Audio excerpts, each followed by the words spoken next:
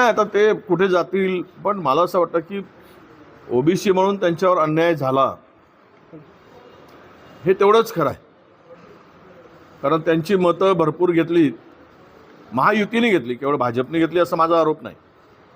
तिघांनी त्यांना वापरलं आणि सत्ता आली की बाजूला केलं हे दिसते. त्यामुळे त्यांना नवा पर्याय ते शोधत असतील. त्यांना आमच्या शुभेच्छा आहेत. परंतु तो निर्णय काय घेतात त्यावरही या देशातील किंवा आपल्या राज्यातील ओबीसी समाज ठरवेल. पण एक नक्की सांगितलं पाहिजे की भुजबळांनी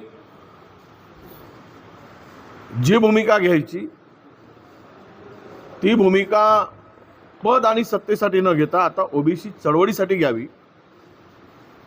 त्यांच्यासोबत आम्ही राहू आणि लढायला सिद्ध राहू अशी आमची त्यांच्याकडे विनंती आहे.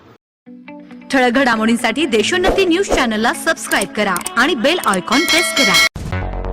मुंबई, पुणे, नागपूर, मराठवाडा असो का विदर्भ, राजकीय, सामाजिक, शैक्षणिक क्षेत्र असो का क्रीडा, सर्वच घडामोडीचे विश्लेषण पाहायला विसरू नका. फक्त देशोन्नती न्यूजवर.